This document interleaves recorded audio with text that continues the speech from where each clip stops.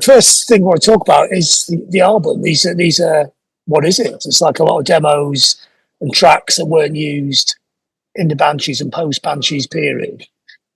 Um, it really is demos I started making after I left. A few of them are about leaving, like Flare, which is the first one that's been heard from the album. Some of them are probably songs that I had going around my head but never got the chance to use because we weren't getting on well enough, basically. Should be on the second side of Join Hands. And then the rest are ones I wrote much later, well, in the 80s, but later on. Yeah, I mean, what's interesting about it, even though they're from different periods, they actually hang together as a piece, don't they? I mean, obviously that's not deliberate, but was that something that surprised you years later? Yeah, I mean, yeah, that's what John, the record company owner, said, that he was surprised how well they did hang together. I guess that's just me. It's the way I do things, and it tends to go together because I'm not trying to do anything different the whole time. I'm just being me. So yeah, it seems to work. So apart from Flair, how many of the tracks were there from the tail end of the Banshees period? How many do I record around then? There's probably 4, 5 tracks. Some of them are to do with leaving. Some of them are just things I came up with fairly soon after I left. Were these things you were demoing yourself or recording? The first one we did was Polydor giving us time in Polygram Studio just to sort of get us out of the contract and make sure that I wasn't going to write them a lovely hit single, which they couldn't refuse.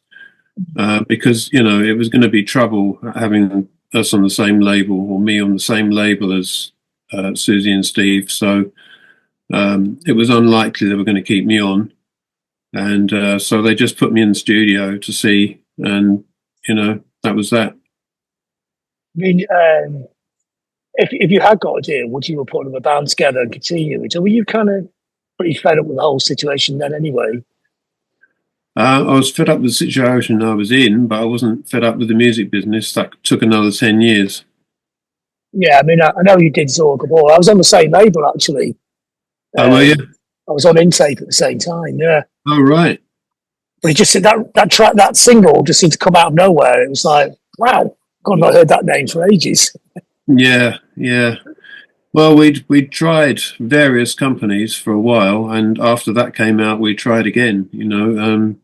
Didn't really have any takers. I mean, we sort of did. They bit, and then they spat us back out mostly for various reasons. Sometimes, like Chrysalis, Doug Darcy loved us, but the head of his A&R, who we'd gone to see after him, didn't like it, and Doug Darcy called us back in and apologised and said, "You don't have a dog and bark yourself." So he was talking about putting us into our studios, Oh, so it's like, it's not just all or nothing, it's a very big all or nothing, isn't it? Yeah. I mean, now when you listen that track, it sounds amazing. It sounded great at the time, but now it's just like one of the great, to me, it's one of the great lost songs of that period. I think it's the whole single and the other tracks, because I found there's about 7, you can find about, is it 5 or 6 or 7 on YouTube of all those tracks, and they're all really good tracks. Yeah, it is a shame it got lost, but at least we made that. We could have ended up making nothing. So it was thanks to people like David Cunningham who produced it for nothing, and and for the label for believing in us enough to get it put out. Yeah, it's interesting actually. Now it's easy to sustain a project like that, whereas then people now would think, well, why don't you just do it independently? It wasn't that easy then, was it, to do things? No. Set yourself as independence.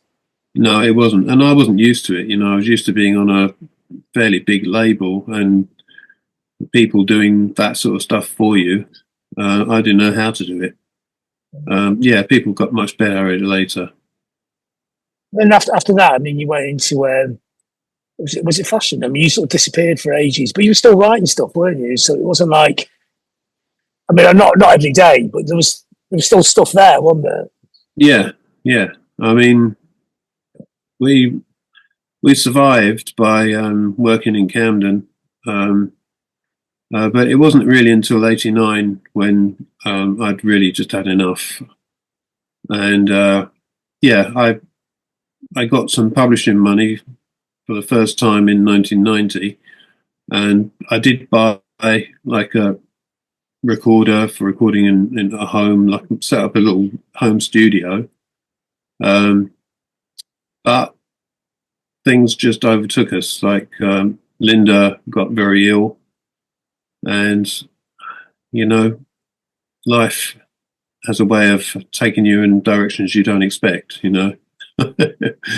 So yeah, music was always there in my head, and I kept on playing, but obviously not to the standard that you do when you're playing 24/7. But I kept it going. I mean, were you surprised, or did you ever hear that you were actually becoming recognised as being quite influential, or were you quite a long way out of the music scene? So you had no idea that your name was starting to crop up.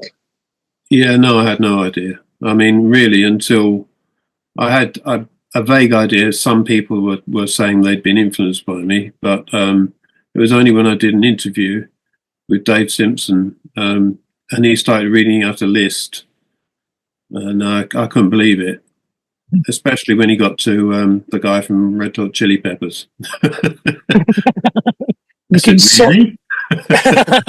you can actually, you can just about hear it in there. Yeah, Yeah. he was influenced by various people of the period, I think. But yeah, I couldn't Mm. believe it when he read that out on that list. I mean, your guitar style. I mean, for years, I don't think you really got the credit for it. Obviously, people count you being influential guitar players, but now when you look at it, the chronology of it, I mean, this is not for you to say. I can say this, but you actually were No. the first to take um, punk into a different space, into a different texture. But I imagine this is almost accidental. It's just the way you play things, isn't it? Yeah, exactly. Yeah. Um, Partly because of my background in music, what I listened to, and the way I grew up, the way I was brought up. In fact, I've got one of the albums that inspired me. It Okay, that's really. I mean, it's a great record, but I can't hear is. it in there. Yeah, but often it's not copying the sound, is it? It's No. suggesting the possibilities, isn't it? Yeah, yeah. The same goes for hearing the Velvet Underground and Iggy Pop, Funhouse, and things like that. Thing is, I actually looked up Tom Verlaine on Wikipedia recently for the first time ever. I didn't look up myself until very recently, um, and he's quoted as saying the same thing. He never sat down and learnt guitar by playing along with records and learning other people's songs, and neither did I. That's something we have in common. And he inspired me just the first time I heard Marquee Moon when it first came out.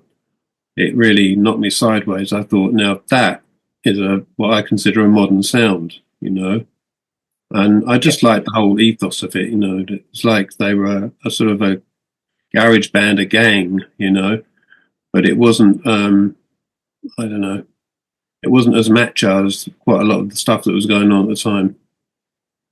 But it took them two guitar players, and you managed to do it Yeah, yourself. yeah. Yeah, that was a bit strange. Yeah, because I mean, I've said before that I kind of wanted to be a songwriter and a rhythm guitarist. I had no ideas about being a lead guitarist. But then I joined a band and I was the only guitarist, so I had to But get to it. you didn't really play lead though, did you? No, It's no, neither lead or no. rhythm, is it? This is what's really interesting in it. It's another way of playing guitar. I don't think anyone's ever thought of before. I guess not. No. I'm Yeah, trying to think on the top of my head any precedents, but I mean, obviously you say the Velvets, but their guitars are very rhythmic, aren't they? They play rhythm guitars, a bit of noise within. But what you're doing, it's textural in it, but it's also exciting to listen to. yeah, yeah. I just taught the chords to Sacred Measure to the band I'm building, and even I got excited when I I started playing it again. Some of those songs really get you, you know. Oh, I think yeah, they're great. I mean, especially the first album. The second album is really good, of course, but the first album is so stark and kind of not dark, but it's quite jarring and pop as well. There's something quite pop about it. Yeah, yeah, yeah. I mean, yeah, I wasn't into that obscure music. I was really, you know, I was influenced by a lot of stuff that was pop. My first favorite record was "It Might As Well Rain Until September" by Carole King. One was very, you know, I was probably 6, 7 when that came out, and yeah, my nan had it on the radio, and I just loved it. I like that sort of bittersweet edge to things. What would you say? Would you be very much of a Bowie fan as well? I mean, a lot of people in the scene at Oh that yeah. time, that age, were Bowie. So would Bowie be kind of odd for influence, or was the people before that building up to Bowie?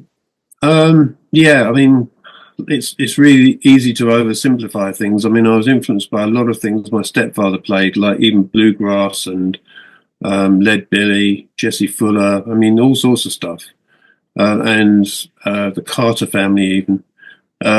But I mean, what really went through the whole thing was strings. I just love the sound of strings, you know, and that really makes my love of guitar. But the first thing I ever bought, single I ever bought, was Hot Love, and the first album was Electric Warrior. But then when Well, Bowie came to the surface, he just blew Bolan off, really. I mean, you know, I still liked Bolan, but really Bowie took over. think it's difficult, isn't it? Because Bolan writes so many amazing songs, but Bowie has the context as well. Yeah, He understood what Japanese design was, art, the whole picture was. I think yeah, Mark Bolan he effortlessly could write brilliant tunes, couldn't he? yeah, yeah, yeah. He So, was a rock and roll star, you know. He liked putting out singles, and that was really where his head was at. Whereas Bowie, I mean, the more you watched him, the more you listened to him, the more you learned. You know, you had all sorts of hints coming up about burrows and cut ups and whatever, you know. So it was fascinating. when did you start playing guitar? Did you start quite young? No, no.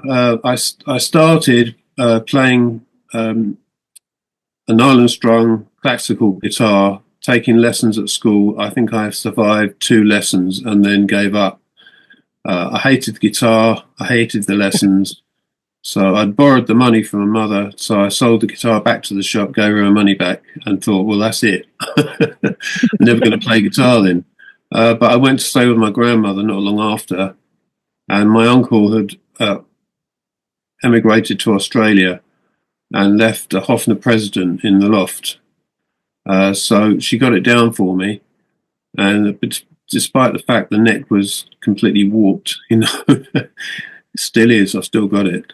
I loved it. F holes and an arch top, and you know, maple. I just loved it, and I persevered with that without any So, lessons. so actually, can you just show us your hand? So this was a Ah, this is my leading, hand. yeah, leading to a question. Which hand? The uh, one that's on the neck, or yeah, your chord hand. Yeah, yeah, yeah. that's that one. Yeah, Yeah, because famously, one of the later Banshees guitar players tried to learn your parts and said, "They're impossible to play. You must have had hands the size of a gorilla yeah. I think I heard your that. hands are Yeah. already stretched. Maybe maybe you had them My close to mother, it. my mother Yeah. said when I was a kid that she was really disappointed. She thought I was going to be artistic, and then she saw I had a hands like a shovel.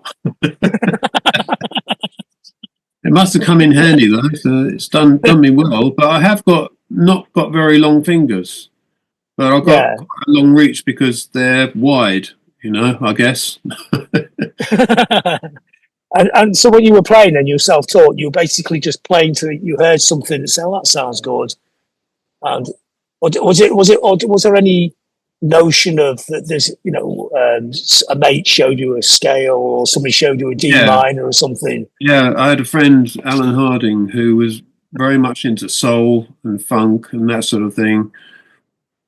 and he introduced me to a lot of music, like Sly and the Family Stone, but showed me chords like diminished, suspended, and they fascinated me. The shape of them on the fretboard, apart from anything else, and the sound was brilliant. So I kept those. I still use them now. This is quite key to it, isn't it? Because at that point in time, like when you were when you were in the Banshees in the first album, most people just on bar chords, because most people just starting from scratch, aren't they? So fair enough. Yeah. But you're actually using really odd chords, and I think that's quite for a lot of kids growing up in time like me. I was 15 or whatever. That makes it quite jarring because you're hearing chords you don't normally hear played, but played in with the same kind of intensity as everyone else, and that's is that the crux of what's going on here? I think so, yeah. I mean, my friend Gerard said that when he saw me playing, I think it was Leaves Polly, he was watching me play the chords, and he suddenly thought, he's playing disco chords. And I guess he's right, Yeah, I did, and you're right. It was played with the intensity of the era, but it wasn't just bar chords. I mean, I started playing bar chords because the whole of the Banshees set before I joined, that's what it was. So, I mean, I got that, but it wasn't really for me. I started changing the set fairly quickly. Yeah, I mean, and that's interesting. Me too. Yeah, it's interesting because you joined not as a hotshot guitar player, just basically a kid with a guitar, isn't it? And you walk in there, and I mean, of course, there's parts of the sound already there. I mean, Susie's amazing voice. I mean, that's already there, but the actual structure and the sound of the songs changes radically within a couple of months. Yeah, but they were ready for it. I mean, Steve, it wasn't your average bass player, and Kenny certainly wasn't your average drummer.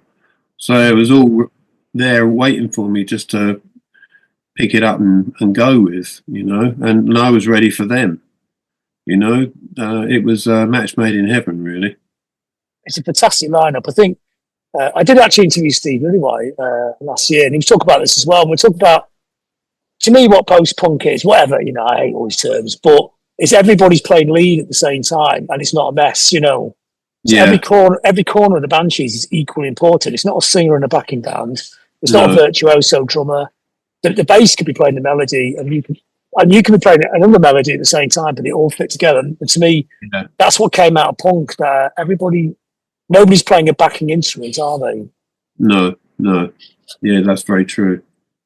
And the other things you mentioned before about strings, and I think you play the guitar and almost like strings in an orchestra.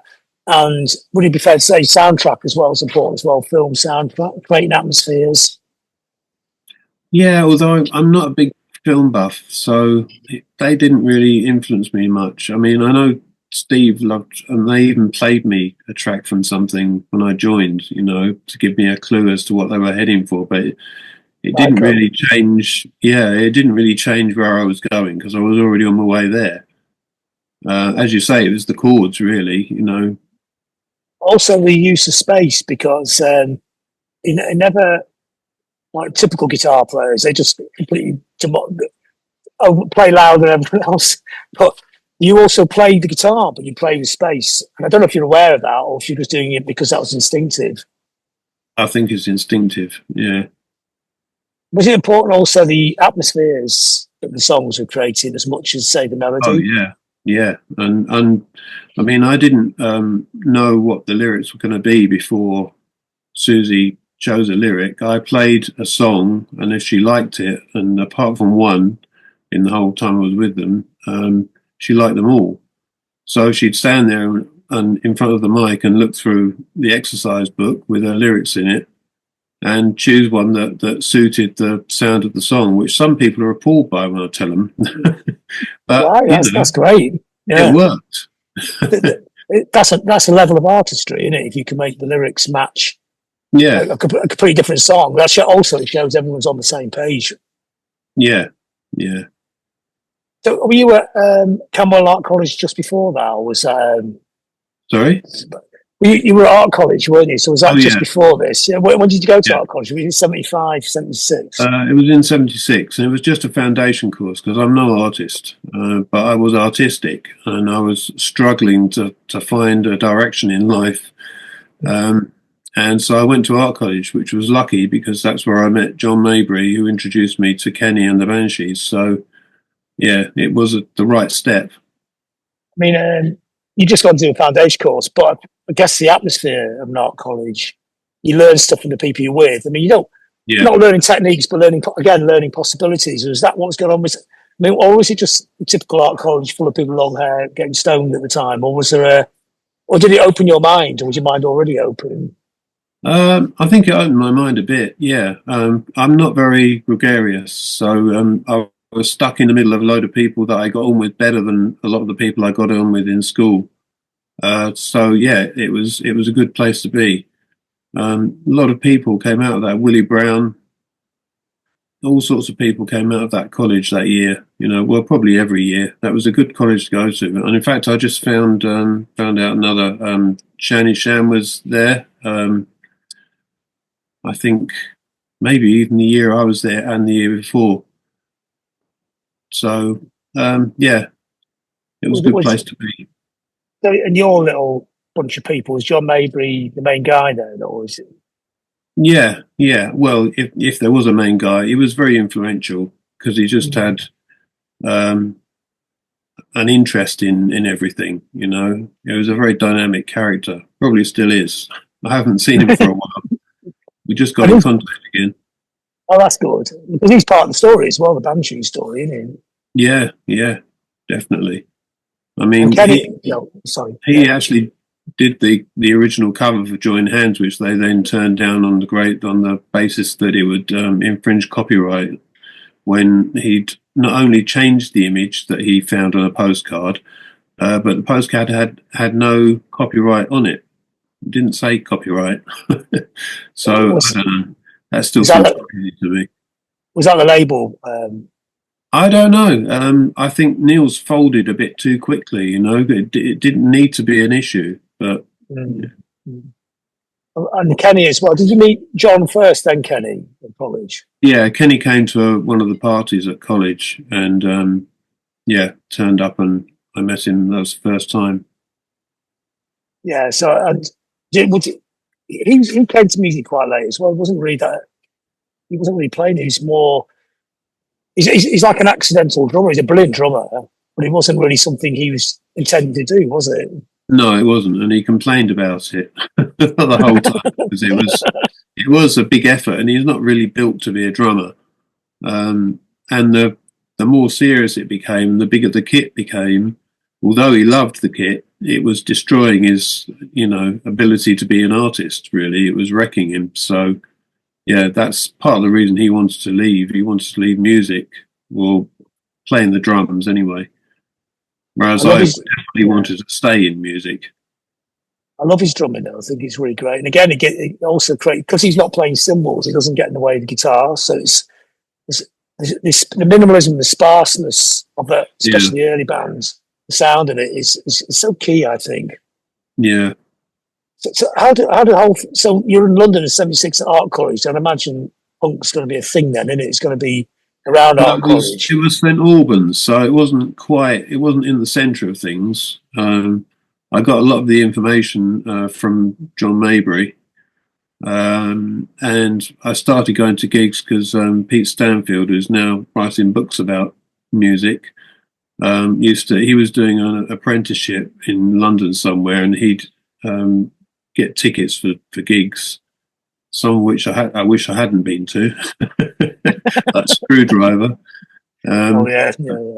But yeah, a lot of gigs. I thank him for getting tickets for Iggy when he played with Bowie on the Idiot tour. That was fantastic. Yeah, that's very, very, very super classic, isn't it? Yeah. So that was in Dunstable as well. So you're right there. We were right in front of the stage. Is that the first gig of the tour? Oh no, Friars Aylesbury, not Dunstable. I think that was the Ramones in Dunstable. Yeah. Yeah, I mean, these are all local to you because you're from Hemel Hempstead originally, aren't you? Yeah. There's something really interesting about the London satellite towns. They do seem to make, especially in the punk scene, every single one of those towns has a couple of core members of what was about to happen. Dave Aining and you from Hemel Hempstead, isn't it? Yeah. I think it made us all want to get out. And create something that was quite. You had time on your hands to imagine something quite different, I suppose, isn't it? Yeah, yeah. In college, you do. And I mean it. Yeah, people are now being, discouraged from going to college because of having to pay back grants and everything. I think it's crazy because people do advance, in life through doing that, and it comes back to the government in tax. Yeah, it does. It's good for the culture. It's good for the country. If you teach people to do stuff, they do stuff, don't they? Yeah, Yeah. yeah. So when you see, was the first time do you see the Banshees pretty early on? I know Kenny was at the 100 Club gig. Were you there as well? No, no, no. I So wasn't at it. so did you see them before you joined them? Yeah, I saw them at the Music Machine, and at the point where they wanted to get rid of the guitarist. Yeah, And because John took me and said, can you see why they wanted to get rid of him? And I mean, visually, I could kind of see it, but he was a very good guitar player. But I think they just wanted to move away from that bar chord scene and didn't really know how to do it. So, and I guess that wasn't his thing. So it was never going to happen with him. I mean, how Paul was Kenny in all this? Was he angling to get you in as well? I think he took John's word for it that I would possibly be up for it and good enough to do it. But none of them were going to know until we rehearsed together. Did John know that you were what you could do, or did he just sort of instinctively know you could do something interesting? Yeah, I think so. Yeah, I mean, yeah, I'd only played him like rough tapes I'd done at home. Nothing that I would later use for the Banshees, as far as I remember. Probably bits and pieces, but nothing that would really clue you in to what was going to happen later. I think he just thought it was worth a punt. Is another great thing about that period, isn't it? Because it wasn't about what you could do; it's about what you might be able to do, isn't it? Yeah, which I'm not very good at, and if he hadn't encouraged me, I probably wouldn't have done it.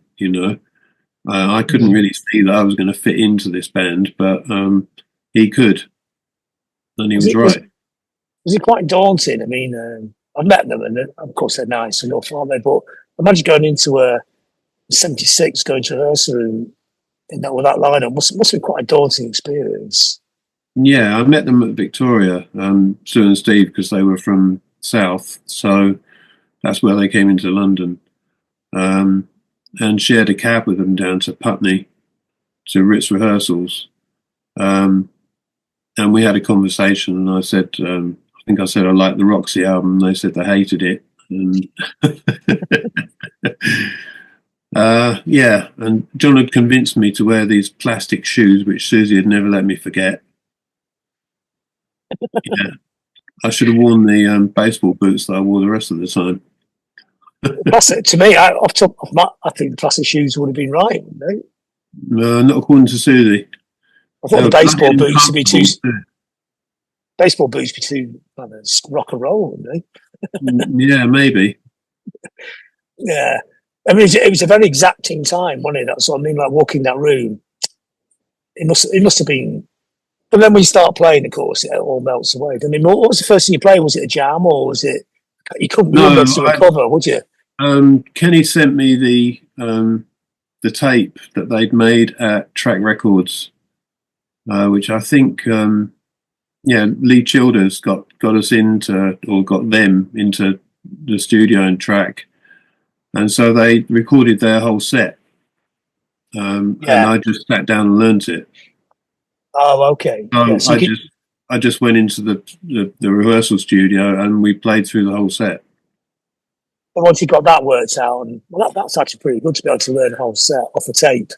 But once that was all worked out, and then what was the first moment you brought something in and started moving it? Was it discussions like saying, this is good, but we could go over here? And Why don't we try No, I this? just kind of naturally was writing songs. So I just, as soon as I had a song I thought they were going to like, I presented it to them. And I cannot remember which one it would have been. It could have been Mirage. Um, I don't think it was Overground. But I mean, one of those early songs, and I just present the song. And as I said, Siouxsie would look through her lyric book and away we went. Mm. But not a lot of discussion, just getting on Yeah. with it. There were Yeah, songs yeah. that took a bit more time and discussion, like that were collaborations between me and Steve, like Jigsaw. I think that's the closest we ever got to jamming, because it Mm. was quite a complicated song, just because the lyrics kind of overlap bits of the song you don't expect them to. So there's not really a verse chorus. Mm. And then when you wrote Hong Kong Garden, I mean, that's a great pop song. To this day, if you go out anywhere, you hear that song. It's just, were you surprised by your pop capabilities? Yeah, considering it started off as People Phobia, which is it's an extra on this album. On the CD, I think they're going to put a CD in with the album with like 4 or 5 extra tracks, and that's one that I recorded in my bedroom. So that's before I was living in a bedsit even. So I don't know. It was probably mid '77 when I wrote that. But I knew they wouldn't like the lyrics. I just couldn't resist writing them. Because People Phobia was very me and probably still is. Um, but when I took it I played it to them on the Heartbreakers tour because we were on the coach and Sue and Steve were sitting behind me. And I played it on my squeaky cassette recorder. And Steve said to me actually that he didn't remember it. Well, he wouldn't. He only heard it once. Yeah. What he'd really remember is hearing it at rehearsal. Obviously, I didn't sing the lyrics at rehearsal. So did it come together pretty quick with the band? Yeah, I think so. Yeah. I mean, if you listen to People Phobia, it's not much different. The only difference really is a bit of the end is a little bit longer. It's pretty much there, and my songs were. And when I wrote songs with Linda, we brought them to rehearsal and they were like done, more or less, and whoever was playing with us would just play along and work out their parts. I generally write a song that's more or less done beginning to end. Sometimes it needs tweaking. Mm. Mm. Well, what's interesting, the Banshees, the two albums you're on. The first album, I've said before, it's got a lot of space in it, and the second album's very claustrophobic. And it's that, I mean, these things are never intentional, but was that reflective of the way the band was? Was it getting more claustrophobic, tense? Yeah, I Yeah. think so. Yeah, I was going a little bit crazy by the time we were recording that, and the tension in the studio was partly down to the fact that neither Kenny or I liked the producer. He's technically very good. You can hear he had. I mean, some friends of mine prefer the sound on Join Hands to the screen, but he was just a bit of a nightmare to work with. I mean, And they're both he, they're both great sounding records, but in really different yeah, ways, I think. yeah, Yeah. yeah. It's unfortunate because that could have been a much better album. I really liked what Steve Lillywhite did. It was the first thing he'd ever really produced on his own, wasn't it? He'd Yeah, done Ultravox, but that was with Eno, wasn't it? So, yeah. and he was young, wasn't he? He was younger than you were. He was young. Yeah. So on the second album, did you enjoy it? Not the experience of doing it, but did you enjoy the way the music was more claustrophobic, just another aspect of the Um, sound? I mean, I like the first side. I think is great. I think we were on our way to making a great album, but unfortunately, the few songs that I had in my head that never got really out, I never played them to them, and they never got worked out. It just left it with a bit of a gap on the second side, which is a shame. Lord's Prayer should never have been recorded, really. And when we tried to, it really didn't work. I mean, it was painful trying to find one out of all the ones we did. Yeah, it can only work, I think, in the live situation, can't it? You know, when Yeah, that it's was what it was meant to be, and we should have stuck with it. no one's going to hear it again, and no one knows where it goes. Yeah. Yeah. I mean, so at that point in time, also your guitar sound seems to be changing. I mean, is that when your famous pedal getting turned up a bit more all the time? Yeah, it's probably a bit more flanger going on. Probably not much though. Um, I mean, I experimented a bit more with sounds and the way I was playing. I like the beginning of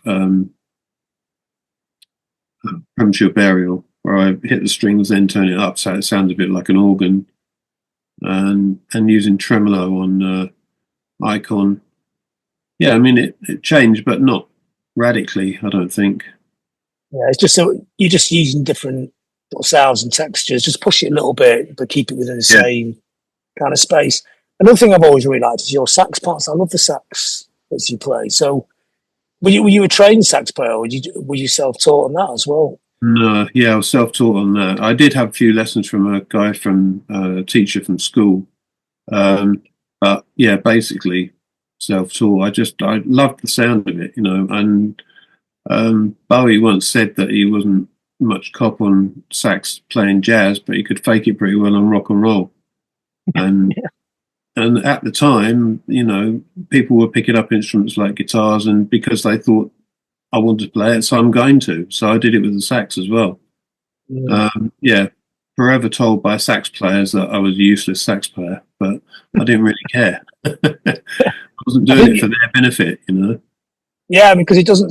It sounds like a sax, but not like a sax. It's more textural, and it definitely Yeah, creates an atmosphere. It's quite creeps you out when you hear a lot of your sax parts. I love the Saxon band. You know, people don't really mention it very much, do they? Which is odd. no, somebody brought it up on another interview. Yeah, and I haven't really Mm. talked about it much because, yeah, people do say that. I mean, Dave Woods, who did our booking and eventually became the Banshees manager, said that he heard the sax parts when we were playing live and there was no sax being played. He said, but maybe because you could hear them in the drones coming off the guitar and things. Yeah, yeah, Yeah, it's sort of there, you know, but it's not. yeah. So we just talk about the second album and sort of tweaking and changing the guitar sound. Yeah, And was that? I mean, was there a different songwriting process then as well? Had that changed? not really. No, I was still writing and bringing the songs to them, or a collaboration like Icon is was Steve's initiative. Um, so that yeah, it was a bit of both of us. Yeah, it was more or less the same process. Um, as I said, it's a shame it just didn't progress a little bit further. We only needed like another three songs, maybe. Yeah. So you mean, yeah, not so much. Obviously, we talked about that, but the Lord's Prayer taking most of the side, but just three songs of a similar kind of ilk as the rest of the album. So it's more of a Yeah, song-based album. yeah, Yeah. yeah. I mean, speaking of that, I mean, obviously this never happened, never materialised, and then probably never even got sketched out, thought about.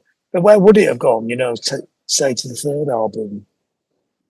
I don't know really. I mean, obviously, some of the songs I've written and recorded that you're going to hear on this album would have been presented as part of the third album. But then having the other musicians there, they may not have come out quite the same. But yeah, the basis of them, that's a lot of what would have been on the third album and on the second side of Join Hands. I mean, would it, in your head, sonically, would you like to move it along into another space? You know, would it been? I mean, this is all theoretical in it, of course, but would it be more claustrophobic, or would it maybe playing the light and shade and making it like a pop thing, or a mixture of the two? It's difficult to say really where it would have gone. I mean, it's partly down to the mood of the people and what's happening around you. That's what's happened to Join Hands. So, well, it's what happened with the Scream as well. I mean, Steve Lillywhite made it a very happy experience making that album. And that came through. You know, it's a great album because it was a great album to make. Um, yeah, joint hands could have been better if it had been a happier experience. So I mean, was you it? never know. Yeah, It depends what's going on around you. yeah. So at that point in time, I mean, like I said before, the cracks were already appearing in the bands. I mean, it's inevitable. People are young. It's quite high intensity, isn't it? And it's a very Oh intense yeah, period in culture. It's amazing the band's actually lasted up to 2 albums. yeah, it is. Yeah. And also because people worked hard, didn't they? People were doing like endless touring, album, back out and touring. There was never, nobody ever took a holiday, did they? No, no, it was pretty full on. Yeah. I had a girlfriend in Paris. I didn't see her very often. And she used to say, "Why don't you come over to Paris?" And I said, "I really haven't got the money." She didn't believe me, you know. I really didn't. We were still on pretty low wages, you know. I was still living in a bedsit. So, Yeah, yeah, the money takes time to come back in, doesn't it? yeah, it Yeah. does. Yeah, it was just starting to pop out when I left. It's just starting to show its. But when I spoke to Kenny, he said, the famous split, he hadn't really meant to split it. It was just, you kind of gone off and you're going to come back or something. I don't know if his memory's that great. I'm not sure. No, I think it was pretty final because, and I always say this, it really it got to a certain point, but Belfast finished it because when the gear didn't arrive, got stuck in England, and we were in Belfast. We had nothing, you know, not our own guitars, no drum kit, nothing, no proper lighting. The lighting was lousy that night. We had to borrow the Cure's gear, which they weren't happy about. And there was a big audience of disappointed people. You know, you could tell they were disappointed because we were back to playing, you know, to sort of a few people in a club, you know, as far as the equipment went. Not the first proper gig on a major tour. So I think it pretty much destroyed us. So it was just waiting for that final spark for everything to blow up, and it happened in that record shop. Yeah, were you signing Slits records or something instead of No, it Banshees was records? no. Basically, I thought I was still in a non-conformist sort of band with a bit of an attitude, and when we realised that they had the new Slits album and Talking Heads album, Kenny and I were interested to hear. It wouldn't not the whole album, just like the odd track. Just you know, wouldn't have hurt anyone.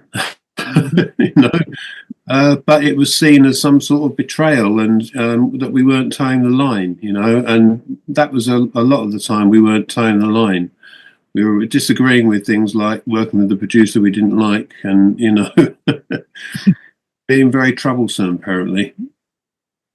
So he just went off there and you just basically walked out of the shop and Yeah, it's, well, it's, Siouxsie got annoyed and said that she was how fed up she was with us, and then rushed across the back of the counter in the record shop and barged me in the back because she'd been getting lessons in something, you know, from Mick Murphy, our bodyguard. So, you know, a physical assault was really the last thing the group needed. still you got the um, train. Yeah. so Kenny and I walked out. We weren't intending at that moment to go any further. We walked out both very angry.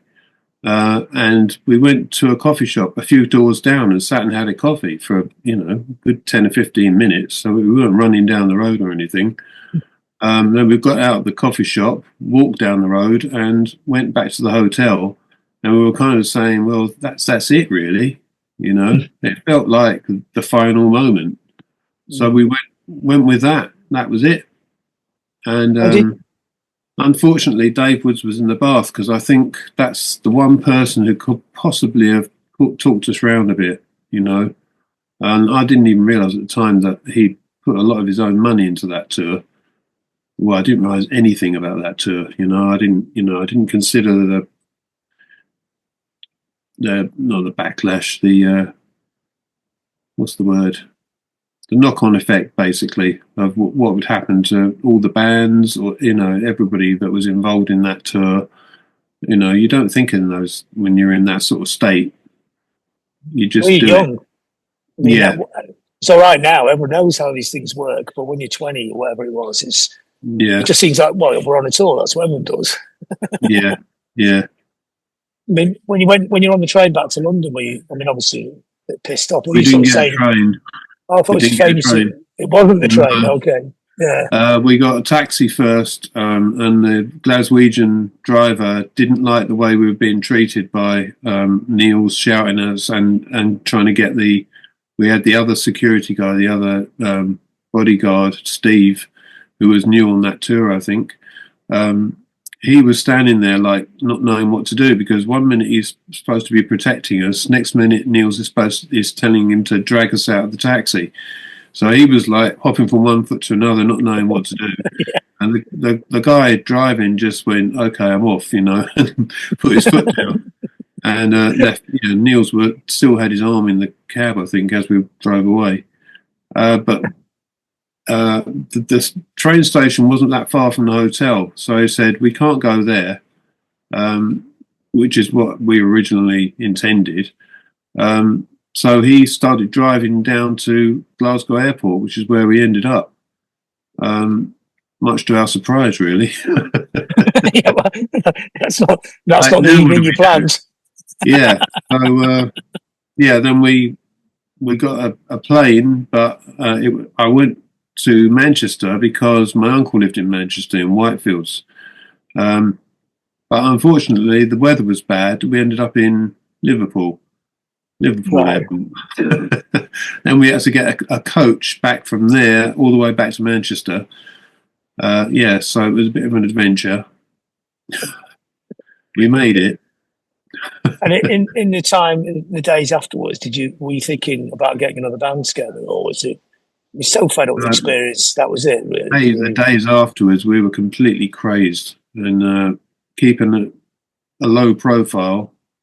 We got out of town, got out of London, stayed with friends, and yeah, we just tried to get ourselves together and think what the hell we were going to do next because didn't exactly have any plans. Did you ever get, in the months after? Did you sort of sketch out a plan, or Huh? did you have a Sorry, plan in the months afterwards? I mean, there must have been loads of people asking you to come and play with them, wasn't there? there weren't anyone asked me to come and play with them. Yeah, people have Mm. said that before. No, no one was asking me. I mean, partly because if I join them, they're going to sound like the Banshees, aren't they? So not many people were up for that at the time. Um, yeah, no, I had no plans. All we did was, as I said, go back to Polydor, talk to them about what we were going to do next. They said they were going to promote Siouxsie as Siouxsie in the front and the Banshees like pushed to the side a bit. Well, that didn't happen because that wasn't the way the band was. I think it did become a bit more Siouxsie orientated, but not as much as Polydor would have wanted. But they did ask us to do that session for them, demo, just as a sort of a leaving present. Was that was um, that was that with Kenny? I can't remember now. yeah. Yeah. Yes. And then, yeah, so we kind of went from there, probably about a year of thinking about it and doing another sort of smaller session somewhere where I can't remember now. Um, but then I thought this isn't really where I want to go. Something's not right about it. Kenny wasn't playing with me anymore. It was just a drummer who was a friend of my wife's. So I stopped it, knocked it on the head, and was thinking about it. And then we went to Heaven to see Nico play, and Graham Dowdall was playing the drums. And I turned to Linda and said, "That's my drummer." What a great guy. He's sad. What a Yeah, great yeah, great drummer as fantastic well. drummer. Mm. Yeah, yeah. Well, he became the linchpin of Zor Gabor. He was so important. Mm. Just a brilliant drummer and a great guy. I mean, to me, that single's equal to anything that was happened to the Banshees.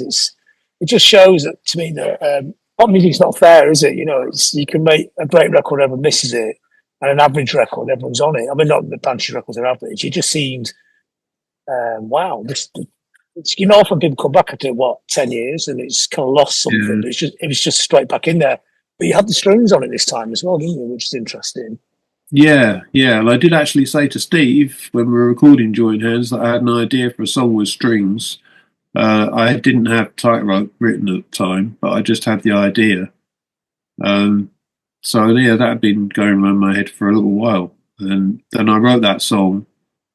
The lyrics came from sitting in a cafe in the bottom of Pond Street where the Royal Free Hospital is. There was a 50s cafe on the corner, which it wasn't like flash, it was all just brown wood, but you had like emigres playing chess in there, and it's brilliant rounded plate glass windows right on the corner of Pond Street. And I used to sit in there eating poached egg on toast, watching people walking across from the door to the counter and just their body language. That's what started me off on Tightrope lyrics. And then a little bit of George Smiley came in after that. Bit of spies, you know. So it's like a spy thriller, Yeah, unintentional soundtrack. yeah, yeah, exactly. I suppose it was disappointing because that single didn't do what it should have done. Was that kind of reason why that project sort of? Yeah, well, partly. I mean, John Peel refused to play it. The Or did you have to take sides or something? I don't know. I had suspicions that that's what it was all about, but yeah. I eventually I talked to him, or did I? No, I wrote to him because he wouldn't talk to me.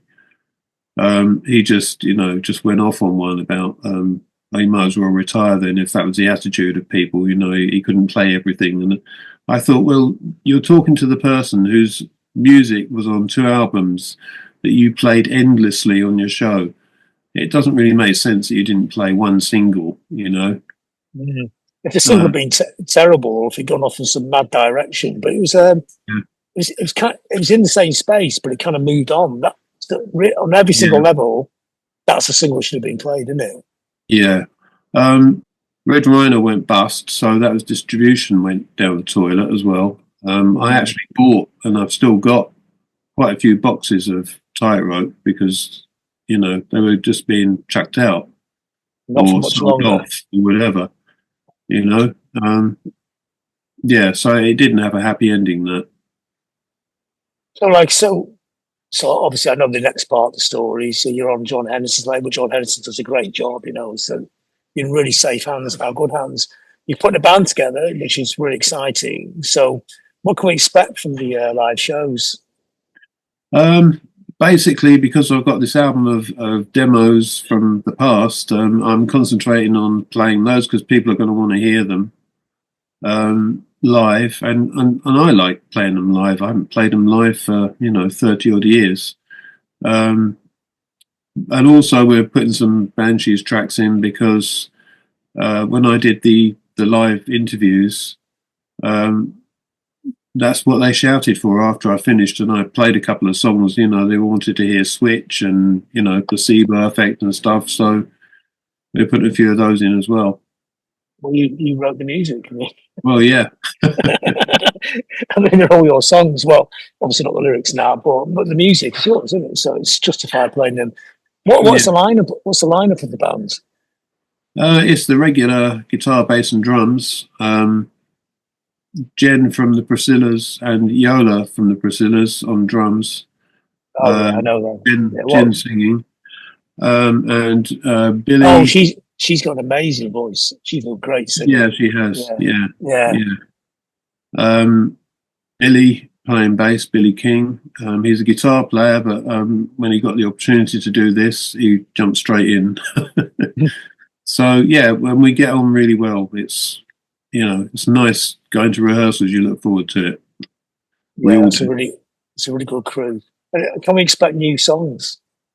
Yeah, I mean, I've got new songs. I've got old songs I want to record as well, which weren't recorded, so they wouldn't be on the album because they were never even recorded. So I've got a few of those, and I've got new ones. So some of which are finished, and some which I'm still working on. So I counted 15 the other day, so it's enough for an album. It's quite exciting. It's really, in a way, this is how your career should have been. It's never meant to be a conventional musician's career, was it? It wasn't meant to be album tour. It It's certainly like didn't turn out that way. a couple of albums, a single, massive long gap, and then he comes Yeah. galloping in at the end and picks up all the kudos that should have been there in the first place. Well, you had it all the time, but you didn't even know you're getting it. No, I didn't. Yeah, yeah. So it's great. I'm looking forward to seeing you play because obviously I see you at Blackpool and a few other places before Yeah, then. Yeah. So thanks to you, John. my pleasure.